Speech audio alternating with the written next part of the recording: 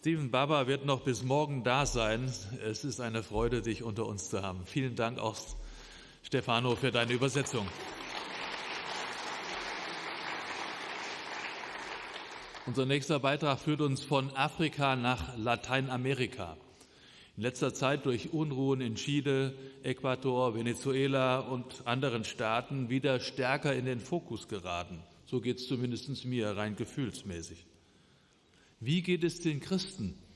Und wie wird Religionsfreiheit gelebt und eingeschränkt? Darüber erfahren wir jetzt mehr von Dennis Petri. Er ist Holländer und kommt auch aus Mexiko und lebt gerade mit seiner jungen Familie in Costa Rica. Er hat sie auch mitgebracht, seine Frau und sein Kind. Herzlich willkommen, Dennis Petri.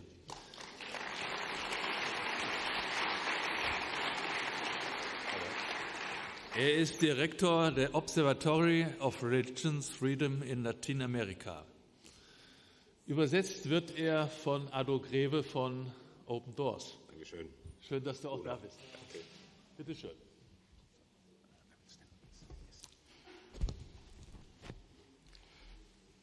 Is there persecution of Christians in Latin America? Gibt es eine Verfolgung von Christen in Lateinamerika? How can there be persecution of Christians in a Christian majority continent? Kann es denn sein, dass es Christenverfolgung gibt in einem Land, die mehrheitlich von Christen bewohnt wird? What is the specificity? Und was sind die Spezifika, dass Christen mehr oder anders verfolgt werden? The specificity of the persecution of Christians. Und auch die Spezifika, was die Verfolgung von Christen angibt, wie sie verfolgt werden. And how can there be persecution of Christians in a continent? Und wie kann auf einem Kontinent Christenverfolgung sein, where almost all countries are established democracies?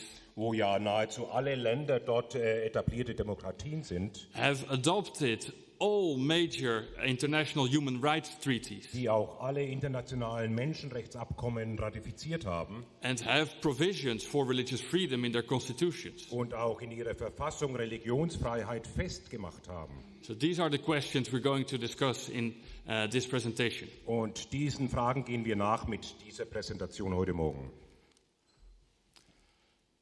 So let's start with a general overview of persecution in the world. Zuerst einmal ein allgemeiner Überblick zur Christenverfolgung weltweit. This is the World Watch List of Open Doors. Das ist der Weltverfolgungsindex von Open Doors, which is the most authoritative source of research on persecution of Christians. Das ist die aussagekräftigste Ressource zur Situation von Christenverfolgung weltweit. And here you can see the top 50 countries where faith costs the most. Und das sind die 50 Länder, in denen es am meisten kostet, für Christen Jesus nachzufolgen.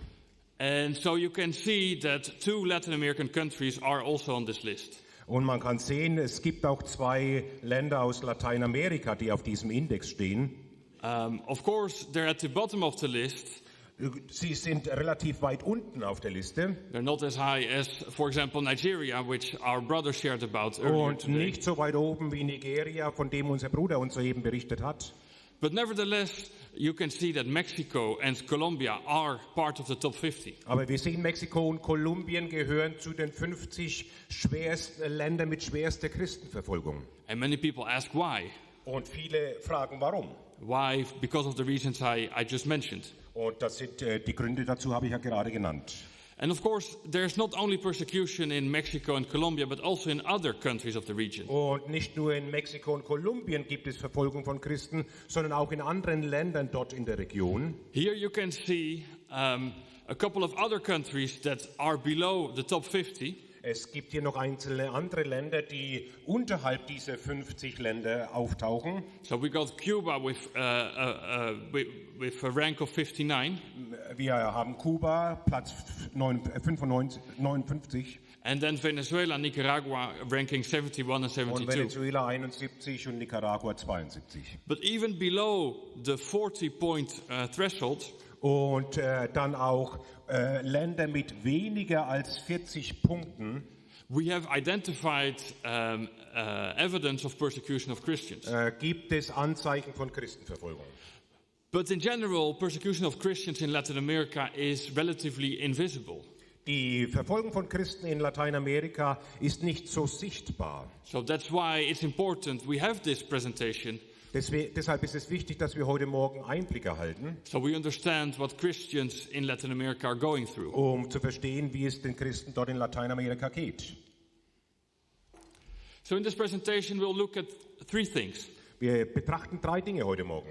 So we will look first at the persecution of Christians in Latin America in general, providing an overview. Zuerst einmal ein allgemeiner Einblick und Überblick zu Lateinamerika und die Christen. And then we'll go into the debate about the specificity of the persecution of Christians. Und dann, was die Spezifika von Christen angeht und ihre Verfolgung. And finally, we will discuss some of the responses to persecution by Latin American Und Christians. schließlich werden wir auch eingehen auf die Reaktionen der Christen dort im Land auf Verfolgung. Which are major stories of faith that help us. Das sind Berichte des Glaubens, die uns helfen werden That inspire us. und die uns inspirieren werden. So let's start with an overview of persecution of Christians in Latin America. Zuerst einmal beginnen wir mit einem Überblick zur Situation von verfolgten Christen in Lateinamerika. Before going into the subject, I need to make some preliminary remarks. Und bevor wir ins Thema gehen, möchte ich eine einführende Bemerkung da machen. I would like to define what religion is. Ich möchte dazu definieren, was Religion ist. Now, among academics, there are many different definitions of religion. Natürlich gibt es im akademischen Bereich ganz unterschiedliche Definitionen. But I like this definition because it helps us understand what's going on in Latin America. Aber mir gefällt diese Definition, weil sie auch sich sehr gut anwenden lässt hier für Lateinamerika. And so religion can be defined as a belief system which influences the individual and collective behavior of its followers. Religion wird hier definiert als ein Glaubenssystem, das das Verhalten, und zwar des Einzelnen wie auch das kollektive Verhalten der Nachfolger einer Religion bestimmt und beeinflusst. Most definitions of religion focus on the belief system. Die meisten Definitionen richten sich auf das Glaubenssystem. But this definition has two more elements to it. Aber hier in dieser Definition sehen wir 2 weitere Elemente.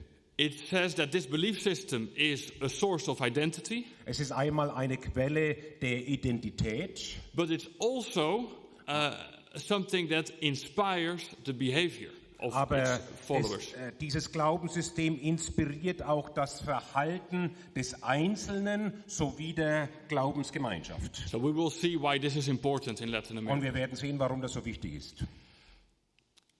So let's take a look at this graph, which basically unpacks this definition.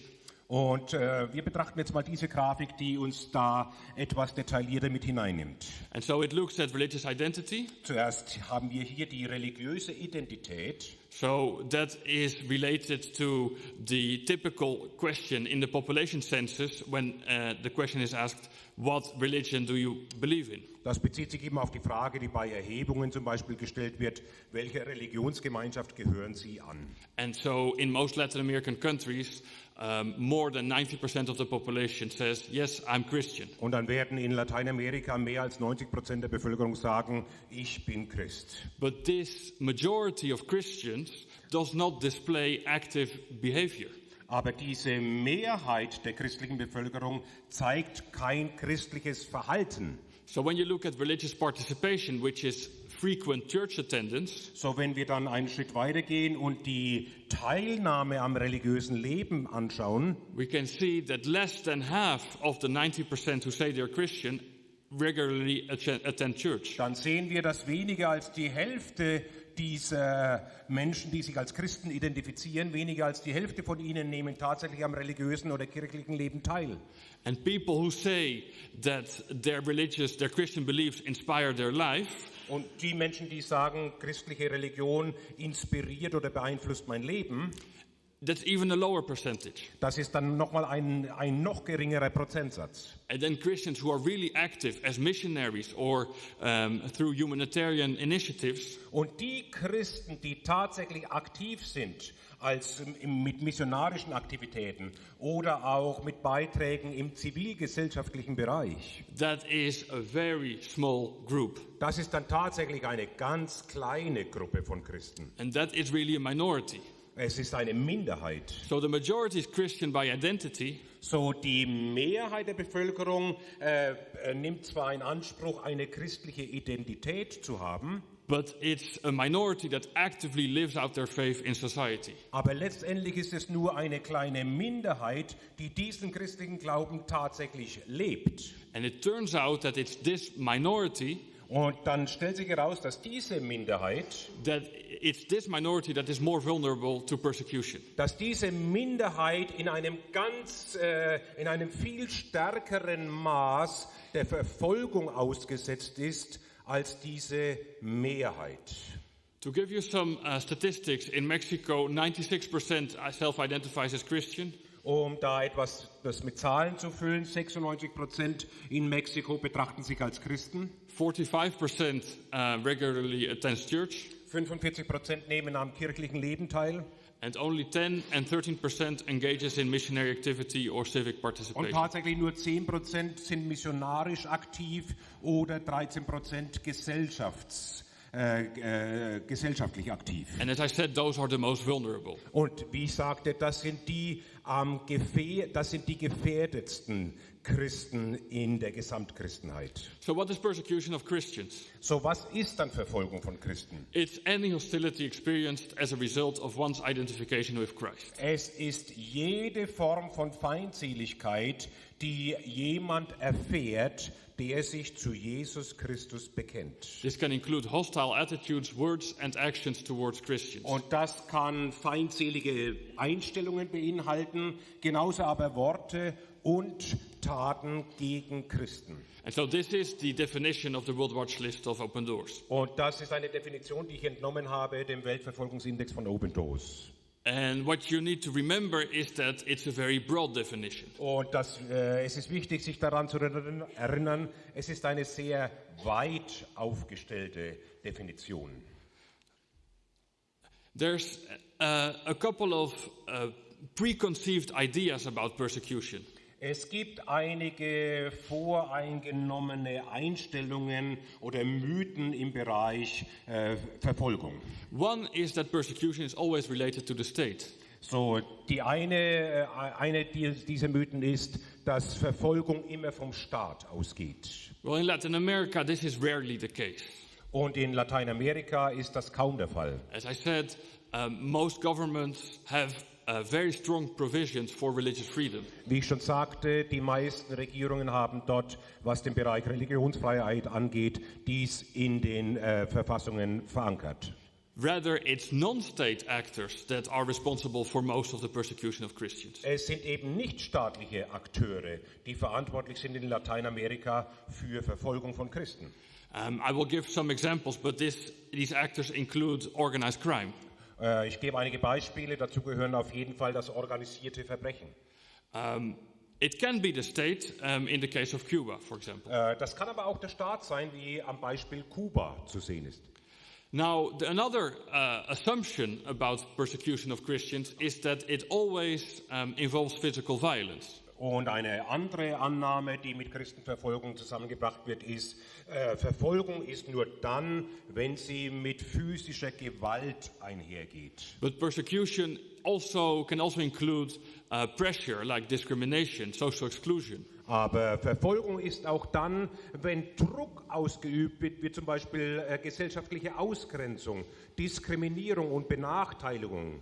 In Latin America we see both, a lot of physical violence, but also discrimination. Und in Lateinamerika sehen wir beides, Gewalt, aber auch viel Diskriminierung. And another assumption Und eine weitere Annahme ist, about persecution of Christians zur Verfolgung von Christen, is that it always has to have a religious motivation. dass dahinter immer eine religiöse Motivation stecken müsste. And this might be a bit complex to understand. Und das ist vielleicht zuerst mal etwas kompliziert. But in fact, most actors that are responsible for the persecution of Christians in Latin America Aber die allermeisten Akteure, die verantwortlich sind für das Betreiben von Christenverfolgung in Lateinamerika, do not have a religious motive. haben dafür keine religiöse Motivation. Organized crime, for example, Zum Beispiel das organisierte Verbrechen. they only care about their economic interests. Die sind nur interessiert an ihren wirtschaftlichen Vorteil.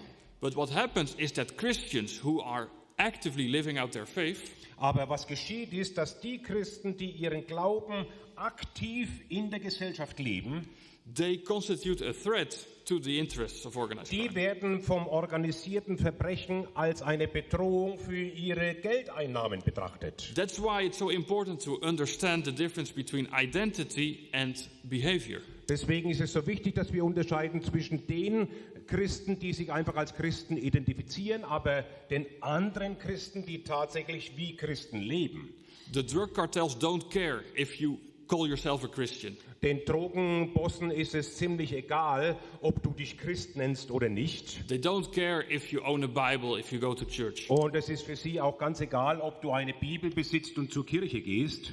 But they don't like it when you start behaving like a Christian. Aber was sie wirklich stört, ist, wenn du als Christ auftrittst und gesellschaftspolitisch aktiv wirst. And it's exactly as our Nigerian brother said, Und wie unser Bruder aus Nigeria schon angeführt hat, it's the darkness that cannot stand the light. es ist die Finsternis, die das Licht nicht ertragen kann. So let's look at one expression of persecution of Christians in Latin America. Und wir schauen uns jetzt mal eine Form von Christenverfolgung in Lateinamerika an. I will speak a little bit about the threats to actively practicing Christians by organized crime. So, ich spreche etwas über die Bedrohungen für aktive Christen durch das organisierte Verbrechen. There are actually two reasons for organized crime to persecute Christians. Es gibt zwei Gründe für das organisierte Verbrechen, Christen zu verfolgen. And this happens in countries that have a strong presence of criminal organizations. Und das geschieht in Ländern, wo wir eine starke Präsenz des organisierten Verbrechens haben. Could be drug cartels or guerrillas. Zum Beispiel Drogenkartelle oder auch Guerilla-Banden. So Mexico, Colombia, Guatemala. Beispielsweise Guatemala, Mexiko, Kolumbien. And so the two reasons Und die zwei Gründe, for the persecution of Christians. warum Christen verfolgt werden. The first is that churches are an easy target for extortion. Gemeinden sind ein leichtes, weiches Angriffsziel. Churches want to be welcoming to visitors. Denn Kirchen sind so aufgestellt, dass sie eigentlich alle willkommen heißen. And so the bad people can also enter the church. Das heißt, auch die schlechten Menschen haben Zutritt zur Kirche. Well, and that's actually what many pastors want. They want sinners to come to church so they Und can das ist change. ja auch letztendlich das, was viele Pastoren wollen, dass auch die Schlechten in die Kirche kommen. The problem is that those people, they think it's very easy to take advantage of this. Aber man denkt dann vom organisierten Verbrechen her so, dass man sich da leicht einen Vorteil verschaffen könnte aus dieser Situation. Churches handle a lot of money because of the offerings they collect. Denn in den Gemeinden wird ja immer wieder auch Geld eingesammelt, also Kirchengemeinden haben viel mit Geld zu tun. And so, and also Christians, they try to be nice and they don't really defend themselves when they are attacked. Auch ist es so, dass Christen sich in der Regel recht nett verhalten und oftmals sich dann auch nicht physisch verteidigen, wenn sie angegriffen werden. So the criminals know that and they go into the churches and extort the pastors. Damit rechnen und kalkulieren dann auch diese Kriminellen, um dann eben zum Beispiel zu erpressen. The second reason Der zweite Grund, why organized crime persecutes Christians warum das organisierte Verbrechen Christen verfolgt, is when the behavior of Christians stands in their way. das ist, wenn das Verhalten von Christen ihren Geschäften im Wege steht. So criminal organizations don't like it when Christian leaders speak out against injustice. So kriminelle Organisationen mögen das nicht, wenn christliche Leiter zum Beispiel aufstehen und sich gegen Unrecht und Ungerechtigkeit aussprechen. They don't like it when they do work with youth. Oder wenn Kirchengemeinden unter Jugendlichen tätig werden. Because they want to recruit the youth to be part of their gangs. Denn diese Gangs, sie wollen ja gerade die Jugendlichen rekrutieren. Also, the organized crime doesn't like it when Christian leaders start drug rehabilitation clinics. Es gefällt den Drogenkartellen auch nicht, wenn die Gemeinden zum Beispiel christliche Drogenentzugskliniken oder Rehabilitationszentren aufbauen. Because that directly goes against their interest. Denn das läuft ja ihren Geschäften entgegen. So I want to give you this example. Ich möchte hier ein Beispiel anführen. A report that was published last year. Das ist ein Bericht, der letztes Jahr veröffentlicht wurde, showing that Mexico is the most dangerous country in the world for Catholic priests. in dem aufgezeigt wird, dass Mexiko das gefährlichste Land für katholische Priester ist weltweit. So numerous Catholic priests who are very outspoken Etliche katholische Priester, die sich sehr in der Öffentlichkeit einsetzen and who actively confront organized crime, und die auch das organisierte Verbrechen konfrontieren, are simply eliminated die werden schlicht und einfach eliminiert. just for being a witness of the gospel. Einfach deshalb, weil sie für das Evangelium aufstehen. And very similar things happen to Protestant pastors as well. Ähnliches geschieht allerdings auch mit protestantischen Pastoren. Another dimension of persecution of Christians in Latin America Eine andere Dimension der Christenverfolgung in Lateinamerika is the discrimination of converts to Christianity in indigenous communities. ist die Diskriminierung von Konvertiten in den indigenen Völkern oder den indigenen Gemeinschaften. So you know Latin America still has a very sizable indigenous communities. Es ist bekannt, dass es in den Ländern Lateinamerikas noch ganz beträchtliche indigene Kommunen und Völker gibt. And those indigenous communities have advanced self-government rights. Und diese indigenen Kommunen sind in der Regel unter Selbstverwaltung, sind also autonom. I think this political autonomy is very important. Und diese politische Autonomie ist für sie und für ihren Fortbestand sehr wichtig.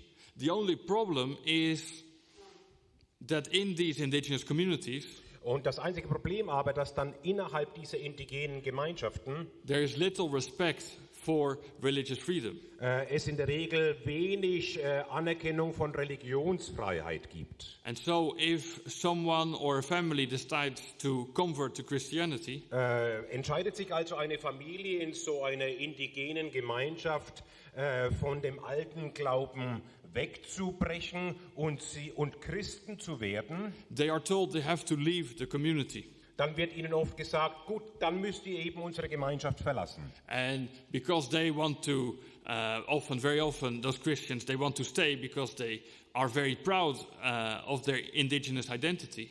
Aber normalerweise ist es so, dass diese Familien ja die Gemeinschaft gar nicht verlassen wollen. Sie sind ja sehr stolz auf ihre indigene Herkunft. Because what they say is they want to continue to be indigenous but also Christian. Und was sie eigentlich möchten, ist weiter zu der Gemeinschaft gehören, aber auch christlich leben zu dürfen, als Christ leben zu dürfen. They suffer all kinds of reprisals. Aber sie erleben ganz, ganz unterschiedliche Zurückweisungen und Unterdrückungen. So electricity is cut off, water is cut off. Zum Beispiel, dass ihnen eben der Zugang zu Wasser verwehrt wird. They are beaten, they are tortured. Sie werden zusammengeschlagen, sie werden gefoltert. And eventually also they are victims of forced displacement. Und nicht selten ist es dann so, dass sie letztendgültig vertrieben werden aus der Gemeinschaft. And these kind of things are not very well known. Und darüber gibt es leider nicht so viel Wissen im Allgemeinen. So it's important we talk about it. Und deswegen ist es wichtig heute Morgen, dass wir darüber sprechen. This is an example of a sign that's on the entrance of an indigenous community in Chiapas in the south of Mexico. Das ist ein Schild im Süden von Mexiko, in Chiapas, und das weist darauf hin, auf die Unterscheidung oder Ausgrenzung von bestimmten christlichen Religionsgemeinschaften. And what it says basically that missionaries other religions, as they call it, are not allowed to enter this community. Okay, hier heißt es, das ist praktisch eine katholische Gemeinschaft und Priester und Angehörige einer anderen christlichen Gemeinschaft ist der Zutritt zu diesem Bereich hier verboten. And so they will be put in prison if they enter. Und würden sie aber trotzdem sich Zutritt verschaffen, dann landen sie im Gefängnis. So this happens in a community. So das geschieht also in einer Kommune. That's part of a country where there is freedom to evangelize. So das ist. So was that a Catholic background here? No. It's indigenous background. Okay, dann habe ich was Falsches gesagt, muss ich korrigieren. Also das war keine katholische Gemeinschaft, die dieses Schild aufgestellt hat, sondern eine indigene Gemeinschaft. Und es ist Missionaren, Pastoren und Anhängern eines christlichen Glaubens verboten, in diese indigene Gemeinschaft hineinzugehen. Würden sie das machen, dann würden sie ins Gefängnis geworfen werden. Okay. Yeah. Now let's look at state-sponsored persecution. Jetzt staatlich unterstützte Verfolgung. This is a reality in the only communist country that is left. Das ist eine Realität in dem einzigen kommunistischen Land in Lateinamerika. The island of Cuba. Das ist die Insel Kuba. But similar things are also happening in other countries that somehow implement part of the communist handbook. Aber auch in anderen Ländern geschehen diese Dinge, die man auch im kommunistischen Handbuch nachlesen kann. So think of Venezuela or Nicaragua. Zum Beispiel Venezuela, Nicaragua. So what happens in those countries? Was geschieht dort? Well, Christianity is now tolerated. Christentum wird zwar toleriert, but restricted. Aber es wird eingeschränkt. So churches are allowed to exist. Gemeinden dürfen zwar bestehen, but they cannot really grow. Aber Wachstum ist für sie kaum möglich. And evangelism publicly is also not possible. Öffentliche Evangelisation ist nicht möglich. And preachers need to be very careful what they talk about. Und Prediger müssen sehr vorsichtig sein, was sie in der Öffentlichkeit sagen. Because if they are caught saying anything that criticizes the government, they will be shut down. Würden sie irgendetwas sagen, was die Regierung kritisiert, dann würde das Probleme bringen für sie. And the long tradition, Christian tradition of humanitarian work. Und die lange Tradition der christlichen Kirchen von humanitärer Arbeit, so the schools, the hospitals, also zum Beispiel Bau von Schulen, Unterhalt von Schulen, Krankenhäuser, that's impossible in Cuba. Das ist in Kuba nicht erlaubt. It's only the state that is allowed to do that kind of work. Nur der Staat bietet solche Dienste an. So this is an example of a friend of mine. Das ist ein Beispiel von einem Freund von mir. A Cuban pastor who was arrested. Ein Pastor in Kuba, der verhaftet wurde. Because he was very vocal about his faith. Er hat seinen Glauben gerne nach außen getragen. And because he criticized the government. Und er hat auch die Regierung öffentlich kritisiert. He's now living in exile. Jetzt lebt er im Exil. So let's look at a couple of reasons for the specificity of the persecution of Christians in Latin America. Und jetzt wollen wir uns anschauen, was sind denn die Spezifika, was die Verfolgung von Christen angeht. What makes Christians different? Was ist bei der Verfolgung von Christen anders im Vergleich zur Verfolgung allgemein im Land oder Kriminalität allgemein? So the first aspect you need to remember is that only actively practicing Christians are at risk. Zuerst, wir halten noch mal fest, nur aktiv lebende und praktizierende Christen stehen in Gefahr.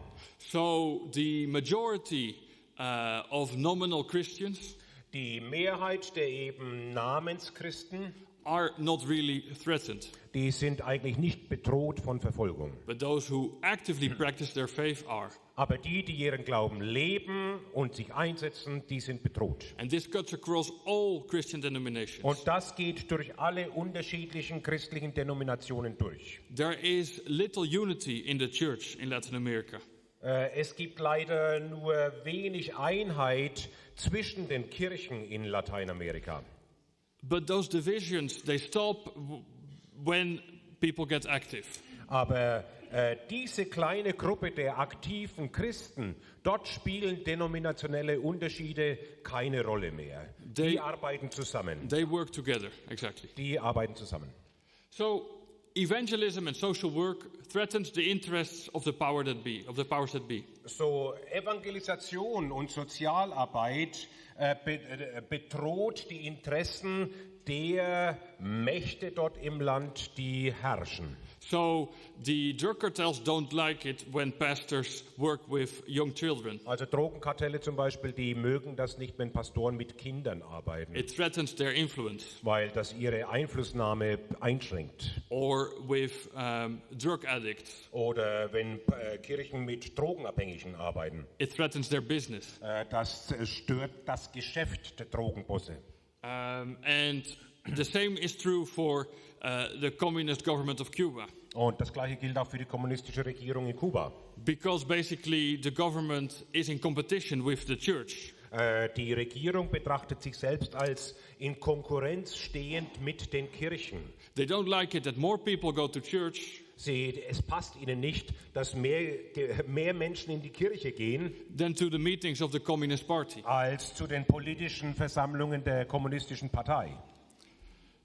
And large gatherings of people, such as church services, attract attention. Und große Gemeindeversammlungen zum Beispiel erregen wirklich Aufsehen und die Menschen kommen. It's an expression of power. Es ist auch ein Ausdruck von Macht. So it's a statement against the powers that be. Und ist natürlich auch in dem Sinn ein Statement gegen die bestehenden Gewalten und Mächte. And the powers of darkness, they don't like that. Und natürlich auch gegen die finsteren Mächte im Hintergrund, denen das nicht gefällt. As I already mentioned, churches are seen as revenue centers. Und wie ich schon erwähnte, Kirchen werden gesehen als Orte, wo Geld eingesammelt wird. So, because they are easy targets for extortion. Und das macht sie natürlich verwundbar für Erpressung zum Beispiel. Christians need to be meek. Und Christen sind ja auch angehalten, sanftmütig zu sein. But maybe they are being too meek sometimes. Aber vielleicht sind sie auch manchmal zu sanftmütig oder an der falschen Stelle sanftmütig. And sometimes it's necessary to employ private security at the entrance of churches. Und so ist es manchmal auch notwendig, dass eben private Sicherheitsdienste angestellt werden müssen, um den Kircheneingang zu bewachen. That's just a thought. Und das ist nur ein Gedanke. The powers that be dislike the prophetic voice of Christian leaders. And, die herrschenden Mächte, bestehenden Mächte sind nicht einverstanden mit der prophetischen Stimme der Kirche. So anyone who criticizes those powers, whether it's the drug cartels or the leaders of indigenous communities or the Communist Party. Wer immer sich ausspricht gegen die Regierung, gegen die kommunistische Partei, gegen die herrschenden Drogenbosse, is silenced, der wird zum Schweigen gebracht. Yeah. And what is very special about Christians, und was noch besonders bei den Christen zutrifft, is their moral influence. Ist ihre moralische Einflussnahme. The moral influence they have on their congregation. Die sie haben für ihre Gemeindeversammlung. Human rights activists and journalists also have influence. Auch Menschenrechtsaktivisten oder Journalisten haben einen gewissen Einfluss. And they also suffer. Und auch sie werden angegriffen. But what's very special about Christian leaders, aber was ganz besonders jetzt auf christliche Leiter zutrifft, is the spiritual and moral influence they have in society. Ist, dass sie gesellschaftlich einen moralischen und geistlichen Einfluss haben. Christianity is also a model for an alternative life. Der christliche Glaube ist auch ein Alternativmodell für ein erfolgreiches Leben oder für ein gutes Leben. A life outside the drug cartels. Ein Leben eben außerhalb von Drogensucht. A life outside the influence of the Communist Party. Außerhalb des Einflusses der kommunistischen Partei. The possibility to be indigenous but Christian at the same time. Und eben zum Beispiel auch der Möglichkeit, dass man Teil eines indigenen Volkes ist, gleichzeitig aber auch Christ. So these are reasons that make Christians different. Und das ist der Grund, warum Christen sich, was Verfolgung angeht, abheben. So let's now finish on a few responses to persecution. Und wir kommen zum Ende mit den Reaktionen von Christen auf Verfolgung. This is an example of spiritual endurance. Das ist ein Beispiel für geistliches Ertragen oder Aushalten. This is the testimony of a girl. Das Zeugnis eines Mädchens. I could only give her a number. A number. Okay, sie hat nur eine Nummer hier. Because of security reasons. Aus Sicherheitsgründen. Kein Name gegeben. And so the code I use is MX27. Und der Code hier MX27. MX for Mexico. Für Mexiko. And 27 because she was the 27th person I interviewed in 2014. Sie war die 27. Person, die ich interviewt habe 2014. She is a Christian. She was 16 years old at the time. Sie ist Christin, sie war zum Zeitpunkt des Interviews 16 Jahre alt. And she happened to witness Und sie war Zeuge a raid by a very violent drug cartel. Von einer Vergewaltigung, die geschehen ist durch ein sehr gewaltsames Drogenkartell. This drug cartel is called Los Zetas. Dieses Kartell heißt Los Zetas. And they adhere to a very violent cult. Und die sind Anhänger eines sehr gewaltbeladenen Kults. Called Santa Muerte, Holy Death. Der Kult heißt Santa Muerte, also heiliger Tod. And so they use violence not only because they want to promote their economic interests, it's a drug cartel. Sie benutzen Gewalt nicht nur aus dem wirtschaftlichen Interesse heraus, dass sie durch Gewalt sich eben Einfluss verschaffen und Macht ausüben, But also because it's an expression of their satanic cult. sondern Gewalt ist für sie auch Ausdrucksweise dieses satanischen Kults, dem sie anhängen. So because this girl had seen too much, Weil dieses Mädchen schon zu viel miterlebt hatte, she was kidnapped. wurde sie entführt. And what she did was she stood in the authority of her faith. Und sie stand auf in dieser Situation in der Autorität ihres Glaubens. And she told the drug cartels, Und sie wandte sich dann an dieses Drogenkartell you're not going to touch me. und sagte diesen Männern, ihr werdet mich nicht anrühren. You're not going to hurt me. Ihr werdet mir kein Leid zufügen And you're not going to rape me. und ihr werdet mich nicht vergewaltigen. And she was released. Und sie wurde freigelassen. So this is a very powerful testimony. Das ist also ein sehr machtvolles Zeugnis. Again, it's a story of the power of the light against the darkness. Und erneut ist es auch ein Bericht und Beleg für diesen Kampf Licht und Finsternis. It is possible to respond to persecution. Es ist möglich, gegen Verfolgung aufzustehen. And this is a testimony. Und das ist ein Beleg dafür. Another testimony Ein anderes Zeugnis. Dem Herrn sei Dank. Another testimony of spiritual perseverance. Ein anderes Zeugnis für geistliches Ausharren und Durchhalten.